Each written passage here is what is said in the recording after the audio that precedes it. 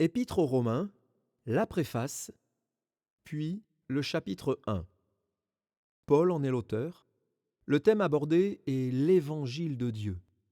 La date de rédaction est d'environ 56 après Jésus-Christ. L'Épître aux Romains a été écrite à Corinthe, lors de la 3e visite de Paul dans cette ville. Elle occupe, à juste titre, la première place parmi les épîtres, car c'est elle qui, dans tout le Nouveau Testament, donne l'exposé le plus complet des vérités fondamentales du christianisme. Paul avait le désir de communiquer aux chrétiens de Rome les grandes doctrines de la grâce dont il avait eu révélation, d'où la rédaction de cet épître, en attendant de leur rendre visite. Le thème de l'épître est l'Évangile de Dieu. Cette expression constitue la désignation la plus large de l'ensemble des grandes vérités du salut. Elle concerne le monde entier. Pour Dieu, il n'y a pas de favoritisme. Il est aussi bien le Dieu des Juifs que celui des païens. L'humanité entière étant reconnue coupable, la justification obtenue par la foi seule répond aux besoins de tout homme. L'Épître aux Romains fait connaître la plénitude de la grâce de Dieu, par laquelle il peut déclarer le pécheur justifié en vertu de l'œuvre expiatoire de son Fils juste. Elle poursuit son enseignement en montrant la nature de la vie nouvelle dont chaque homme, après avoir été justifié, peut bénéficier par la puissance de l'Esprit habitant en lui. Puis, cet épître révèle la sagesse et la grâce souveraine de Dieu atteignant son but malgré l'infidélité d'Israël. Elle se termine en exhortant chaque chrétien bénéficiaire des compassions de Dieu à vivre une vie consacrée au service de Dieu. La justice de Dieu est l'expression clé de ce livre.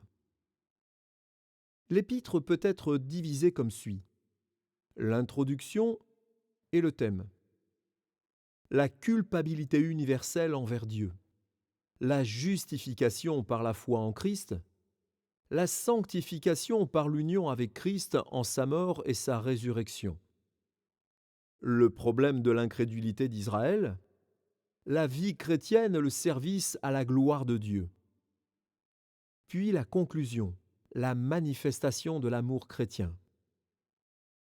Épître aux Romains, chapitre 1. Paul, serviteur de Jésus-Christ, appelé à être apôtre, mis à part pour annoncer l'évangile de Dieu. Évangile qui avait été promis auparavant de la part de Dieu par ses prophètes dans les Saintes Écritures. Il concerne son fils né de la postérité de David, selon la chair, déclaré fils de Dieu avec puissance, selon l'esprit de sainteté, par sa résurrection d'entre les morts, Jésus-Christ notre Seigneur. Par lui, nous avons reçu la grâce et l'apostolat, pour amener en son nom à l'obéissance de la foi tous les païens, parmi lesquels vous êtes aussi, vous qui avez été appelés par Jésus-Christ. À tous ceux qui, à Rome, sont bien-aimés de Dieu, appelés saints par vocation. Que la grâce et la paix vous soient données de la part de Dieu notre Père et du Seigneur Jésus-Christ. Je rends d'abord grâce à mon Dieu par Jésus-Christ au sujet de vous tous, de ce que votre foi est renommée dans le monde entier. Dieu, que je sers à mon esprit dans l'évangile de son Fils, m'est témoin que je fais sans cesse mention de vous, demandant continuellement dans mes prières d'avoir enfin, par sa volonté, le bonheur d'aller vers vous. Car je désire vous voir pour vous communiquer quelques dons spirituels, afin que vous soyez affermis, ou plutôt, afin que nous soyons encouragés ensemble au milieu de vous par la foi qui nous est commune, à vous et à moi. Je ne veux pas vous laisser ignorer, frères, que j'ai souvent formé le projet d'aller vous voir, afin de recueillir quelques fruits parmi vous, comme parmi les autres nations. Mais j'en ai été empêché jusqu'ici. Je me dois aux Grecs et aux barbares, aux savants et aux ignorants. Ainsi, j'ai un vif désir de vous annoncer aussi l'Évangile, à vous qui êtes à Rome. Car je n'ai point honte de l'Évangile, c'est la puissance de Dieu pour le salut de quiconque croit, du juif premièrement, puis du grec. Parce qu'en lui est révélée la justice de Dieu par la foi et pour la foi, selon qu'il est écrit, « Le juste vivra par la foi ».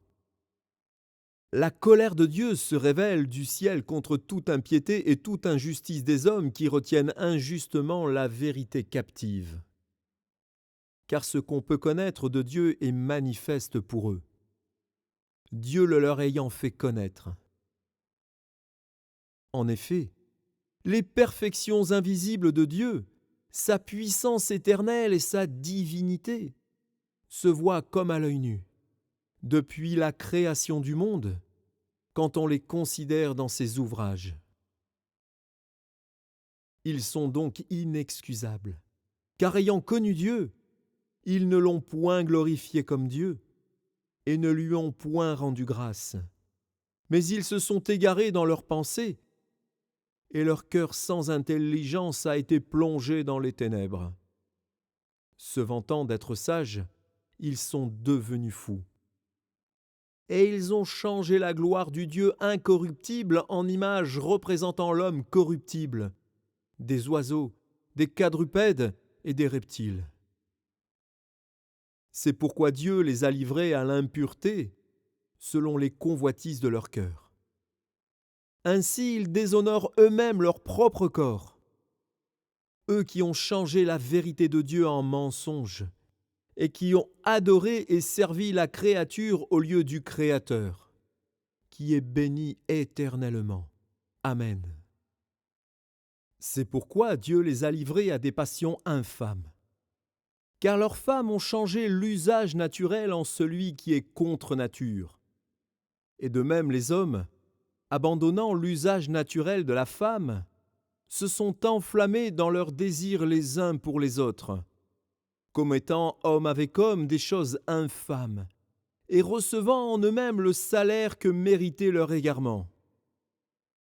Comme ils ne se sont pas souciés de connaître Dieu, Dieu les a livrés à leur sens réprouvé, pour commettre des choses indignes, étant remplis de toute espèce d'injustice, de méchanceté, de cupidité, de malice, pleins d'envie, de meurtre, de querelles, de ruse, de malignité, rapporteurs, médisants, impies, arrogants, hautains, fanfarons, ingénieux au mal, rebelles à leurs parents, dépourvus d'intelligence, de loyauté, d'affection naturelle, de miséricorde.